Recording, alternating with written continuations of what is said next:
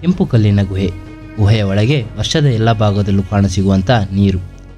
ಅದೇ ನೀರಿನಲ್ಲಿದೆ ಅಪಾರ ಪ್ರಮಾಣದ ಮೀನಿನ ರಾಶಿ. ಏನಿದು ಎಂದು ಆಶ್ಚರ್ಯವಾಗುತ್ತಿದೆ. ಪೂರ್ತಿ ವಿಡಿಯೋ ನೋಡಿ ಎಲ್ಲವೂ ಗೊತ್ತಾಗುತ್ತದೆ.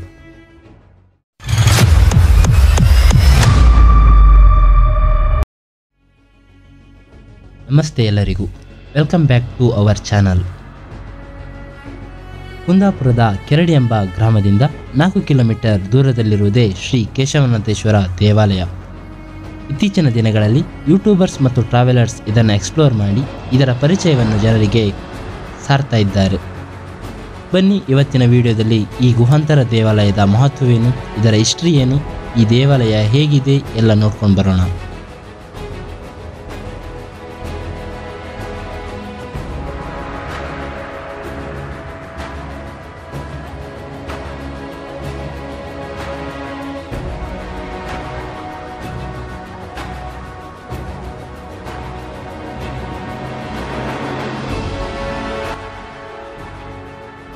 ಪ್ರಕೃತಿಯ ಒಡಲೊಳಗೆ ಹಲವಾರು ವಿಸ್ಮಯಗಳಿವೆ.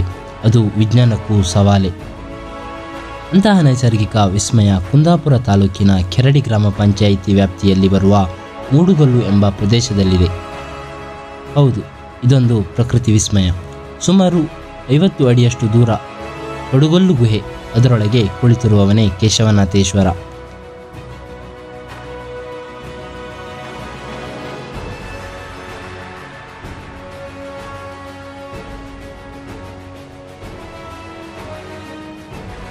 ದಟ್ಟ ಕಾಡಿನ ಮಧ್ಯ ಇರುವ ಪುಟ್ಟ ಗ್ರಾಮದ ನಟ್ಟ ನಡುವೆ ಇದೆ ಈ ಕೇಶವನಾಥೇಶ್ವರ ದೇವಸ್ಥಾನ.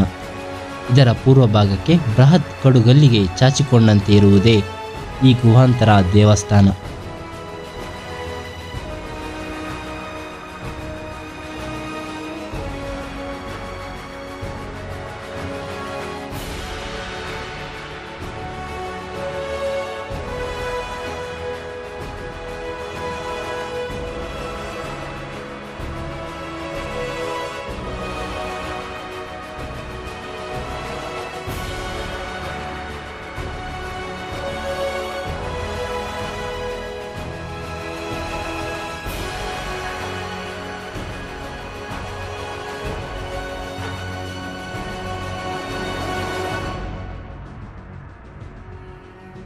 ಈ ಕೆಂಪು ಕಲ್ಲಿನ ಗುಹಾಂತರದಲ್ಲಿ ನಡೆಯುತ್ತಾ ಸಾಗಿದರೆ ಅತ್ಯಂತ ರಮಣೀಯವಾದ ಕೇಶವನಾಥನ ಉದ್ಭವ ಮೂರ್ತಿ, ಊಹೆಗೂ ನಿಲುಕದ ವಿಸ್ಮಯದಂತೆ ಈ ದೇವಸ್ಥಾನದ ವಿಗ್ರಹವು ಕಾಣಸಿಗುತ್ತದೆ.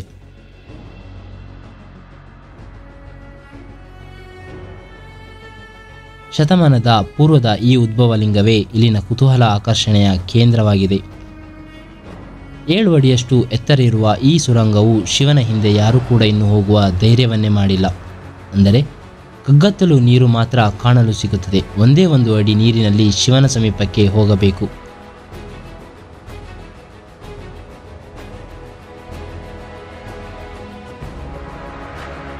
ಈ ಗುಹೆಯೊಳಗೆ ಹೋಗುವಾಗ ಸ್ವಲ್ಪ ತಲೆಯನ್ನು ಬಗ್ಗಿಸಿಕೊಂಡು ಹೋದರೆ ನಂತರ ಒಳಭಾಗದಲ್ಲಿ 7 ಅಡಿ ಎತ್ತರವಾದ ಸ್ಥಳವಿದೆ.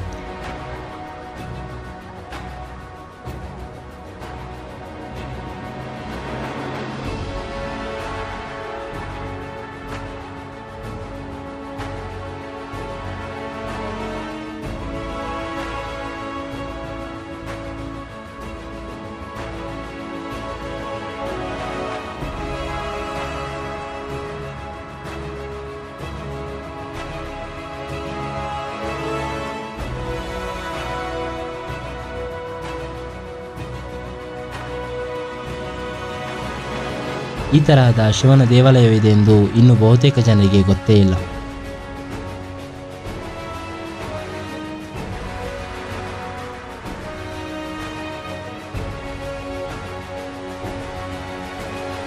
ಇಲ್ಲಿ ಪರಿವಾರ ದೇವರುಗಳನ್ನು ಪ್ರತಿಷ್ಠಾಪನೆ ಮಾಡಲಾಗಿದೆ. ಪ್ರತಿ ಎಳ್ಳ ಅಮಾವಾಸ್ಯೆಯಂದು ಇಲ್ಲಿ ವಿಶೇಷವಾದ ಜಾತ್ರೆ ನಡೆಯುತ್ತದೆ. ದೇವರಿಗೆ ಪ್ರತಿನಿತ್ಯ ಪೂಜಾ ವಿಧಿಯನ್ನು ಪೂರೈಸಲು ಅರ್ಚಕರ ಕುಟುಂಬವು ಇಲ್ಲಿ ನೆಲೆಸಿದೆ.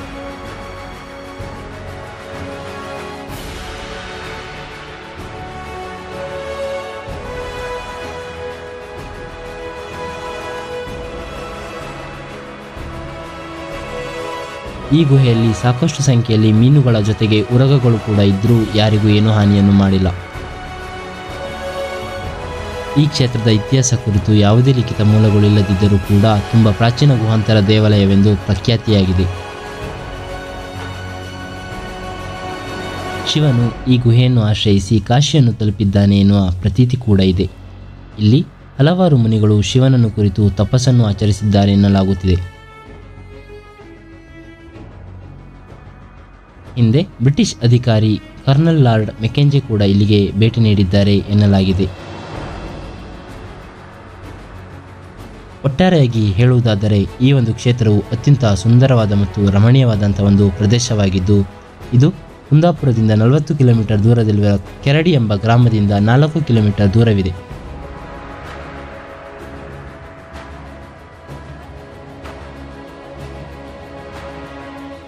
ಇಲ್ಲಿಗೆ ಬರಬೇಕೆಂದರೆ ಮಳೆಗಾಲದ ನಂತರ ಹೋಗುವುದು ಉತ್ತಮ.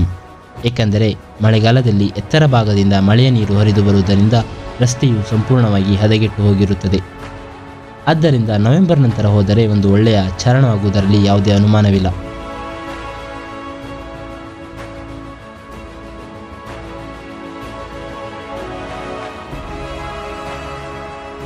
ಮೂಡುಗಲ್ಲು ಕೇಶವನಾಥನ ಕೃಪಾ ಕಟಾಕ್ಷವು ಸದಾ ನಿಮ್ಮ ಮೇಲೆ ಇರಲಿ ಎಂದು ಪ್ರಾರ್ಥಿಸುತ್ತಾ ಈ ವಿಡಿಯೋವನ್ನು ಇಲ್ಲಿಗೆ ಮುಗಿಸುತ್ತಿದ್ದೇನೆ. ಧನ್ಯವಾದಗಳು.